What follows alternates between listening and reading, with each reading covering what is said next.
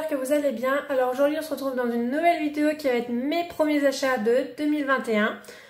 Du coup on va commencer par tout ce qui est échelle Schlech. Tout d'abord je me suis acheté cet âne là. C'est un âne de chez Papo de 2020.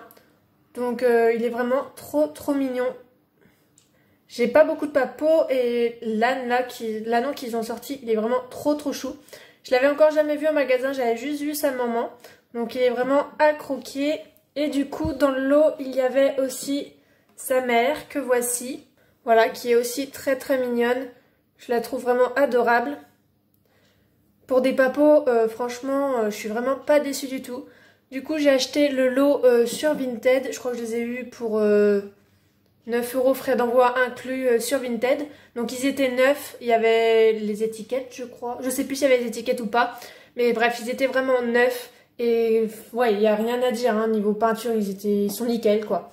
Donc je suis vraiment contente de les avoir rajoutés à ma collection. Je voulais les prendre dans ma prochaine commande MPV. Parce qu'ils sont moins chers sur MPV que dans mon Cultura. Mais du coup, je les ai trouvés vraiment à bon prix. Ce poulain des magazines allemands, donc c'est le premier poulain de 2021. Donc les 3 Schlech de cette vidéo, je les ai achetés à Gute Danemark Knab sur Instagram. Donc encore merci à toi de me les avoir vendus. Donc le petit poulain des magazines allemands était dans sa boîte. Donc l'avantage de la boîte, c'est que du coup, j'ai la référence. Donc c'est un poulain Appaloosa. Donc voilà comment est la boîte derrière. C'est pas très intéressant. Donc parlons du poulain en lui-même. Il est vraiment très mignon. Donc c'est un poulain Appaloosa sur le moule du poulain Hanovre. Les pions, les élastiques des pions n'ont pas été faits d'une couleur différente. Donc ça les rend discrets, mais voilà. Après, soit ça les rend discrets, soit on pourrait penser avoir un peu plus de couleur dans la robe. Et il a des petites taches au niveau de la croupe. Bon, je suis pas fanat des taches, mais ça va, ça aurait pu être largement pire, je trouve. Et il a les yeux vernis. Donc voilà pour ce petit poulain là. Sinon au niveau des nuances, il n'en a pas vraiment. Pour ne pas dire qu'il n'en a pas du tout. Donc ça c'est le premier poulain des magazines allemands de 2021. Ensuite, toujours à Gute Danemark Knab, je lui ai acheté cet étalon là. Donc c'est l'étalon qui est dans le grand show. Donc ça fait longtemps, depuis qu'il est sorti, que je le recherche avec la jument qui va avec. Donc si mes souvenirs sont bons, c'est un étalon lusitanien. Donc voilà, je le trouve vraiment mais très beau. Petit problème, c'est qu'il était neuf, il était encore sous blister. Il a déjà un pet au niveau du nez. Quand j'ai ouvert, j'étais un peu déçue là-dessus. Mais bon, elle y peut vraiment rien en fait. Je pense que c'est dans le carton, dans la boîte du grand show. Et il était déjà abîmé dedans en fait. Voilà, c'est les erreurs de parcours on va dire. Donc je les ai achetés individuellement. J'ai pas acheté du coup son grand show. Elle les vendait individuellement. Je trouve que la crinière, ce qu'ils ont voulu faire dans la crinière, les tresses, bof. Je suis pas trop fan. Le moule en lui-même, bof. En fait, c'est la robe que je trouve vraiment sympa. Je trouve que le dégradé est plutôt sympa au niveau des membres. Du coup, il a 2 balsanes qui sont plutôt jolies. Et une sorte de pelote en bas du nez qui est un peu étrange, elle, par contre. Mais voilà, en soi, il n'est pas si moche que ça. Je pensais qu'il allait être plus moche, on va dire. Mais sinon, ça va. Par contre, je sais pas du tout comment je pourrais le mettre en avant en photo. Et du coup, j'ai pris aussi la jument qui allait avec. Donc j'ai pas envie de me tromper au niveau de la race. Je vous la mets la race en haut à gauche ou à droite. Celui-là, il était fait sur le moule du Passo Fino. Et la jument, elle a été faite sur le moule de la jument lusitanienne, je pense. Donc c'est bien une jument et l'autre c'est bien un hongre. Ah non, c'est un étalon long. Donc voilà, j'ai pas grand chose à dire dessus. Elle est tressée au niveau de la crinière et de la queue. Je la trouve plutôt jolie, ça change, on n'a pas beaucoup de gris comme ceci. Donc elle est mignonne. Franchement, voilà, je trouve que pour des chevaux de pack, ils sont vraiment pas mal du tout. J'aurais bien voulu les avoir hors pack, ça aurait été pas mal aussi. Mais ouais, je la trouve vraiment mignonne comme tout. Je sais pas ce que vous en pensez vous. Donc je suis vraiment contente de les avoir enfin dans ma collection depuis le temps que je les recherchais. Donc ensuite, on passe à l'échelle Breyer. Je me suis acheté des Breyer traditionnels. Donc tout d'abord je me suis acheté celui-là, donc c'est un Shetland, c'est un Breyer Shetland, voilà. Donc il est tout petit, il fait à peu près la taille des classiques, voire légèrement plus petit qu'un classique. Mais c'est un traditionnel. Donc j'ai pas grand chose à dire sur lui, il a un petit bout du nez rose. Je l'ai acheté sur Vinted. Donc j'achète pas mal mes Breyer sur Vinted quand même, j'ai l'impression. Donc voilà, il est nickel, il n'a pas de pète non plus.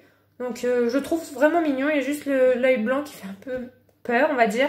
Mais sinon, je le trouve vraiment très très chou. Donc je suis contente de l'avoir aussi dans ma collection. Je ne l'ai pas eu pour trop cher.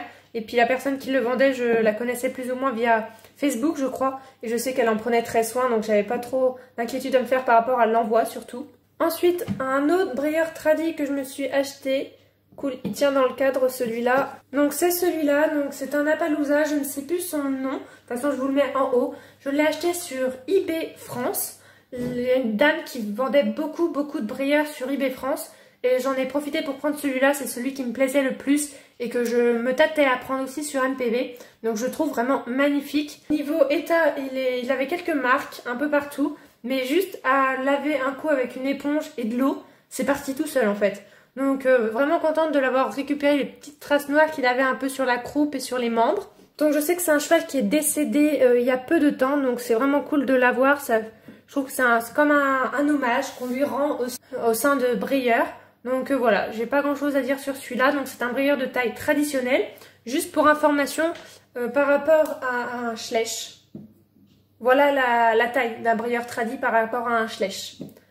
Donc les deux autres brilleurs traditionnels que j'ai achetés, ils ne tiennent pas dans le cadre. Du coup, on va changer de cadre. Donc ensuite, je me suis acheté ce brilleur traditionnel là, qui s'appelle Esprit. Donc c'est une édition spéciale des Jeux équestres mondiaux 2010. Donc je suis vraiment super heureuse de l'avoir acquis dans ma collection. Il est super beau. Donc au début, j'ai pensé que c'était un glossy.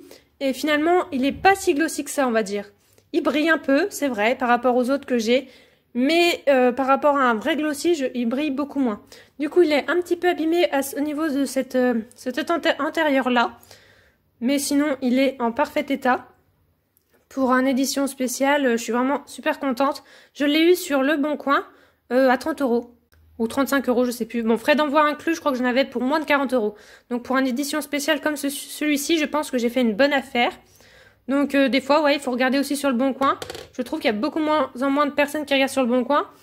Et moi-même, je regardais de moins en moins sur Le Bon Coin. Et là, vraiment, j'ai bien fait de regarder sur Le Bon Coin, quoi. Dès que je l'ai vu l'annonce en ligne, j'ai tout de suite payé.